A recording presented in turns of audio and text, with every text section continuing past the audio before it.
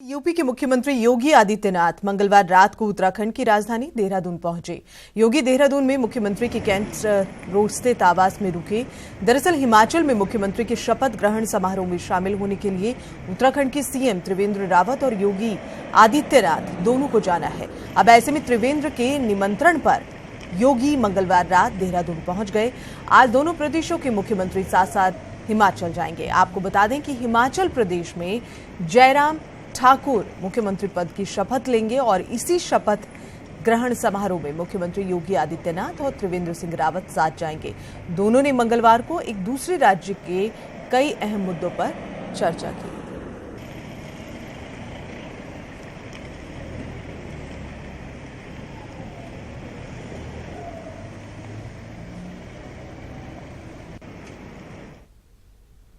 और वहीं पीएम मोदी की मौजूदगी में आज हिमाचल में बीजेपी की सरकार का गठन होगा। सुबह करीब 11 बजे जयराम ठाकुर मुख्यमंत्री के तौर पर अपने पद और गोपनीयता की शपथ लेंगे। बताया जा रहा है कि जयराम का मंत्रिमंडल छोटा ही रहेगा और उसमें करीब 8 मंत्री शामिल हो सकते हैं। शपथ ग्रहण समारोह के लिए शिमला का रिज मैदान सज गया है, जहां पार्टी के अध्यक्ष अमित शाह, बीजेपी और एनडीए शासित कई राज्यों के मुख्यमंत्री शिरकत कर सकते हैं।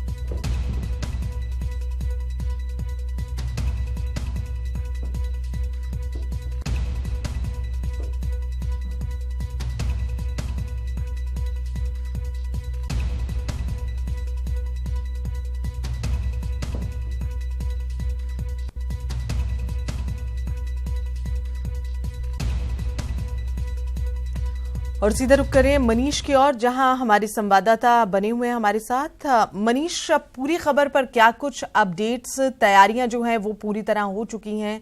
पीएम मोदी, अमित शाह भी साथ में वहां पर उस वक्त मौजूद होंगे?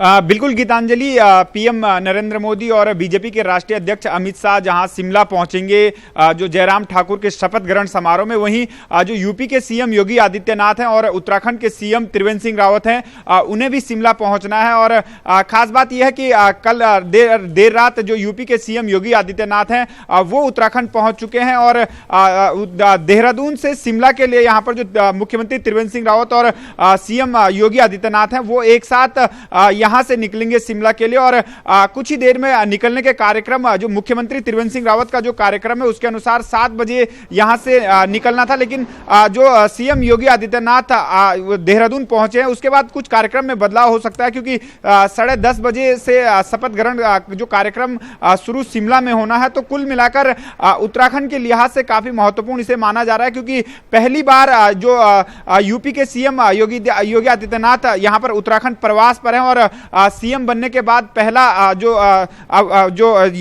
रात्रि अवकाश है, रात्रि विश्राम है, उनका उत्तराखंड में ये हुआ है। और कुल मिलाकर महत्वपूर्ण पहलुओं पर भी इस दौरान बात हुई होगी, क्योंकि जो परिसंपत्तियों को लेकर उत्तराखंड और यूपी के बीच जो मसले हल नहीं हो पा रहे थे और 2 बार से 3 बार यहां पर सीएम त्रिवेंद्र सिंह रावत लखनऊ में जाकर योगी आदित्यनाथ से मिले थे। तो कुल मिलाकर बड़ा अवसर यहां पर उत्तराखंड के लिए भी है, क्योंकि यूपी के मुख्यमंत्री उत्तराखंड पहुंचे हुए हैं और यहां पर सीएम आवास में ठहरे हुए हैं। तो कुल मिलाकर कई महत्वपूर्ण पहलुओं पर यहां पर बातचीत हुई होगी और जयराम ठाकुर का जो शपथ ग्रहण समारोह में यहां पर दोनों मुख्यमंत्री जाएंगे, कहीं ना कहीं उत्तराखंड के लिए भी यह फायदेमंद होने जा रहा है। जी गीतांजलि, बिल्कुल उत्तराखंड के लिए फायदेमंद होने जा रहा है और खासकर ये जो अहम बैठक भी मानी जा रही है, जैसे हम लगातार मनीष जिक्र कर रहे हैं, किन किन पॉइंट्स पर लेकर बात हो सकती है? क्योंकि परिवहन करार अभी कुछ वक्त पहले हुआ है, इसके अलावा कौन कौन से ऐसे अन्य मुद्दे हैं जिन पर बातचीत होने की उम्मीद है?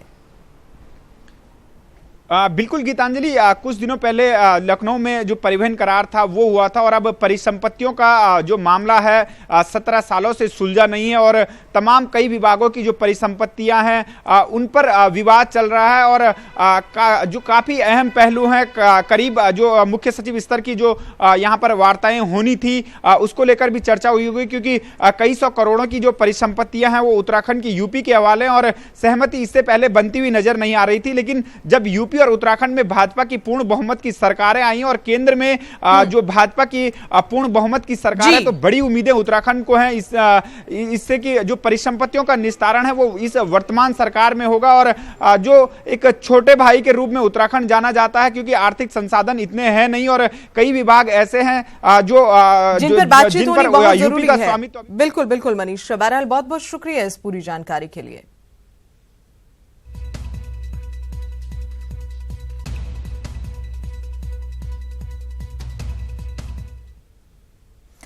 और उधर योगी सरकार यूपी में 24 से 26 जनवरी की तारीख को खास बनाने जा रही है। इन 3 दिनों में विशेष कार्यक्रम की तैयारी है, साथ ही यूपी को बड़ी सौगात देने की तैयारी भी है।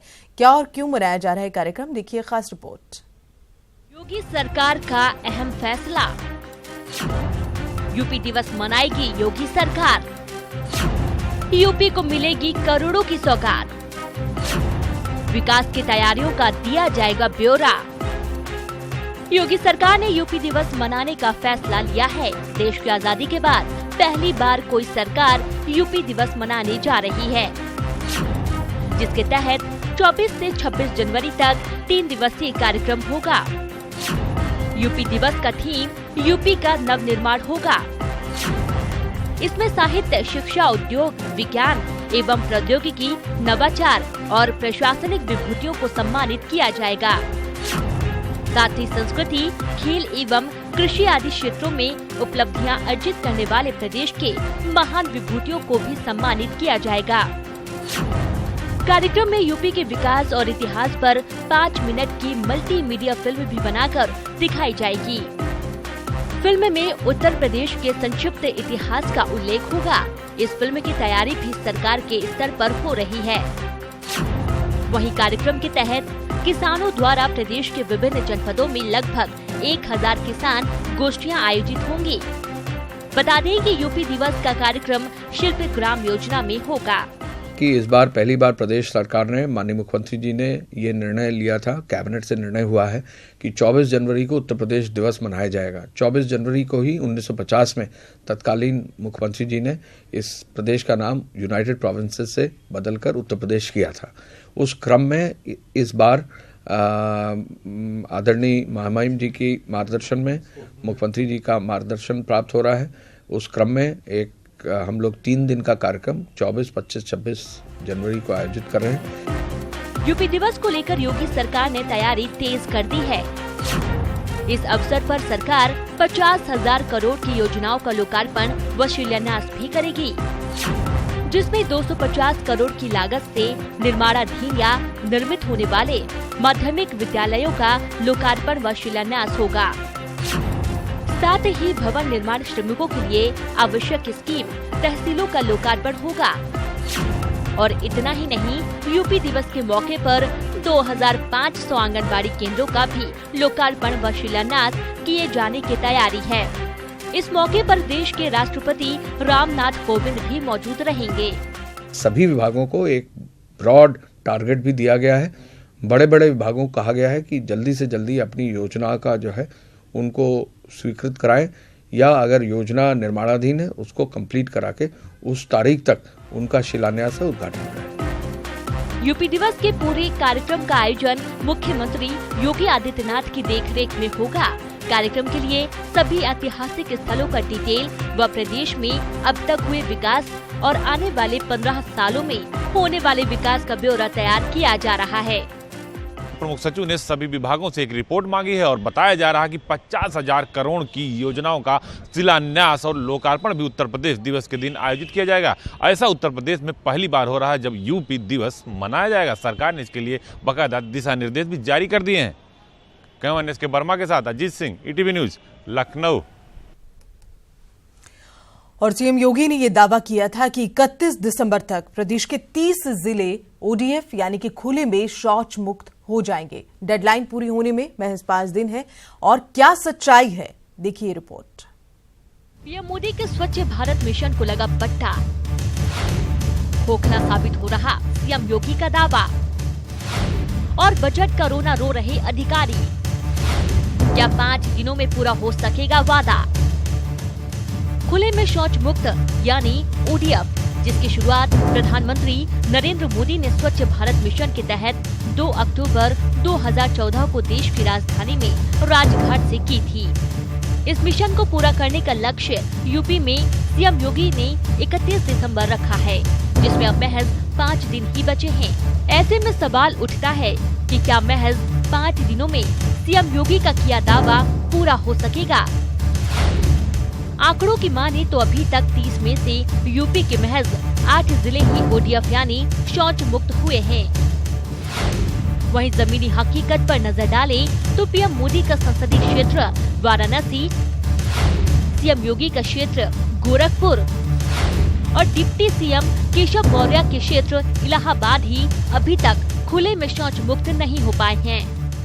उत्तर प्रदेश में हम लोगों ने माननीय मुख्यमंत्री जी के मार्गदर्शन में 31 दिसंबर तक 30 जिले ओडीएफ किए जाने का लक्ष्य रखा था, परंतु हमारे अथक प्रयासों के बावजूद भी अभी तक 8 जिले ही ओडीएफ हो पाए हैं। गांव और जिलों को ओडीएफ करने की जिम्मेदारी सूबे के पंचायती राज विभाग की है, लेकिन विभाग के अधिकारी की माने तो विभाग को केंद्र व प्रदेश से पूरा बजट नहीं मिला है। विभाग का दावा है कि काम को पूरा करने के लिए 8,000 करोड़ की जगह महज 3,000 करोड़ ही मिला है, जबकि बता दें कि इसके लिए केंद्र का 60% और प्रदेश का 40% धन लगना है। संसाधन और वित्त पोषण की कमी रही है, जिसके कारण हम लोग अपने लक्ष्य से थोड़ा पीछे रहे हैं। पूरा बजट हमको नहीं मिल पाया और जिसके कारण दिक्कतें आई, परंतु हमने अब दोबारा प्रयास किया है कि ग्रामीण विकास विभाग जिसमें मनरेगा से और श्रम विभाग से, इसके अलावा कॉर्पोरेट सोशल रिस्पॉन्सिबिलिटी में जो कंपनियां हैं उनसे पैसा लेकर के जो धनराशि की कमी है उसको पूरा करेंगे और इस लक्ष्य को प्राप्त करेंगे। स्वच्छ भारत मिशन केंद्र और यूपी दोनों सरकार के एजेंडे में है।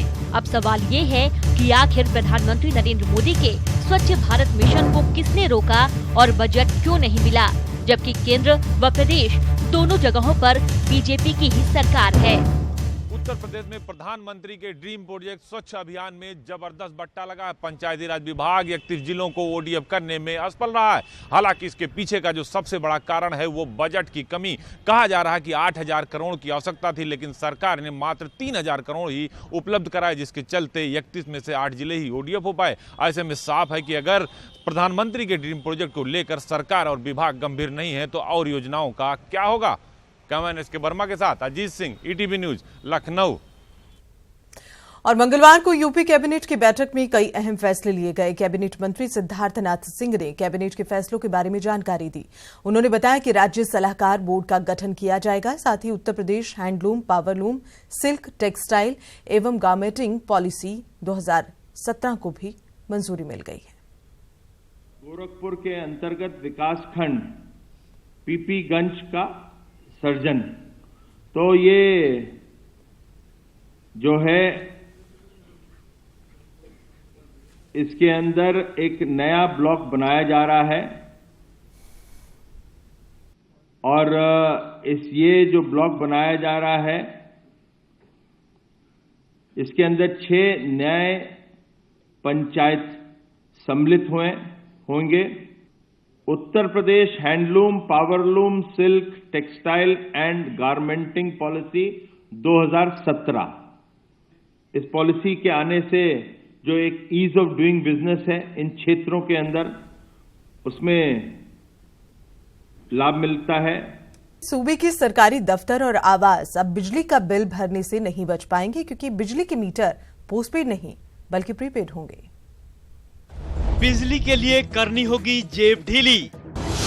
सरकारी दफ्तरों में लगाए जाएंगे प्रीपेड मीटर। दफ्तरों में पैसा नहीं तो बिजली नहीं फॉर्मूला। करोड़ों के बकाये के चलते लिया गया फैसला। बिना बिजली बिल जमा किए सरकारी दफ्तरों में एसी की ठंडी हवा खाने वाले कर्मचारियों और अधिकारियों पर नकेल कसने की फुल तैयारी कर ली गई है। पायलट प्रोजेक्ट के तहत अब सूबे के सभी सरकारी भवनों और आवासों में 1 हफ्ते के अंदर प्रीपेड मीटर लगाए जाएंगे। प्रोजेक्ट के तहत शुरुआती दौर में लखनऊ और गाजियाबाद में प्रीपेड मीटर लगेंगे और 31 दिसंबर तक सभी सरकारी आवास और दफ्तरों में ये प्रीपेड मीटर लगाने के निर्देश दे दिए गए हैं। बिजली विभाग में सामान्यतः सरकारी ऑफिसेज और घरों में काफ़ी बकाया रहता है और इसी को देखते हुए गवर्नमेंट ने डायरेक्शंस पास किए हैं कि government residences and government offices जो हैं they should shift towards prepaid meters. Pilot के बेसिस पे Lucknow and Ghaziabad 2 district select किए गए हैं और उसमें डायरेक्शंस हो गए हैं कि government offices and government houses में प्रीपेड मीटर लगाए जाएं। तो अब ये निर्देश यहाँ सभी डिपार्टमेंट्स को दे दिए गए हैं। सरकार ने ये फैसला बिजली विभाग पर लगातार पड़ रहे बकाये के बोझ के चलते लिया है। बात अगर सिर्फ गाजियाबाद की ही करें तो यहाँ के एसएसपी दफ्तर में पावर कॉरपोरेशन का करीब 4 करोड़ रुपए बकाया है और ऐसे न जाने कितने और दफ्तर हैं जिन पर पावर कॉरपोरेशन का करोड़ों रुपए बकाया है। इस मसले को लेकर सरकार काफी गंभीर है। ऐसे में अगर 31 तारीख के बाद भी किसी सरकारी दफ्तर या आवास पर कोई सरकारी कर्मचारी अधिकारी प्रीपेड मीटर नहीं लगाता है तो उसके खिलाफ कार्रवाई भी की जा सकती है। सरकारी दफ्तरों और सरकारी भवनों को लेकर दिए गए प्रीपेड मीटर लगाने के निर्देश तो ठीक हैं, लेकिन अब यहाँ ये देखना दिलचस्प होगा कि फ्री की हवा खाने के आदी हो चुके सरकारी मुलाजिम अपने दफ्तरों और आवासों में प्रीपेड मीटर लगवाने में सहयोग देते हैं या फिर नहीं। गाजियाबाद से ईटीवी के लिए अमित राणा की रिपोर्ट। और बांदा से बड़ी खबर आपको बता दें, बिना रजिस्ट्रेशन के चल रहे बाबा के आश्रम को नोटिस। बाबा वीरेंद्र देव दीक्षित के बांदा आश्रम के संचालक को पुलिस ने नोटिस दिया है। 2 दिन के भीतर दस्तावेज उपलब्ध कराने का समय। आश्रम में रह रहे लोगों की आईडी भी पुलिस ने मांगी है। शहर के सर्वोदय नगर में है बाबा वीरेंद्र देव दीक्षित का आध्यात्मिक विश्वविद्यालय।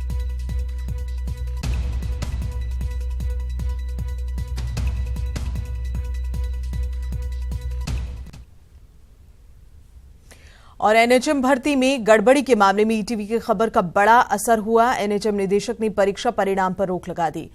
नई कट ऑफ के आधार पर बनेगी मेरिट। फिर से संशोधित परीक्षा परिणाम घोषित होगा। स्वास्थ्य मंत्री सिद्धार्थनाथ सिंह ने कट ऑफ लिस्ट जारी न करने पर नाराजगी जाहिर की। उन्होंने कहा कि मामले की जांच की जा रही है। भर्ती में किसी गड़बड़ी से स्वास्थ्य मंत्री ने इनकार किया है। कहीं जो एचआर डिवीजन है, जब लिस्ट उसकी जारी करनी होती है तो कट ऑफ को देखते हुए करना चाहिए था, वो उन्होंने नहीं किया है। तो उसको उनके ऊपर जो भी करना है वो एक्शन लिया जा रहा है। और बात पॉजिटिव इंडिया की शामली की। पुलिस कप्तान अजय पाल शर्मा ने इस साल 2017 को शामली के लिए काफी सकारात्मक माना। शामली पुलिस टीम ने इस साल कानून व्यवस्था को लागू करने में जो रणनीति बनाई वो कामयाब रही और लोगों में पुलिस के प्रति विश्वास बढ़ा है।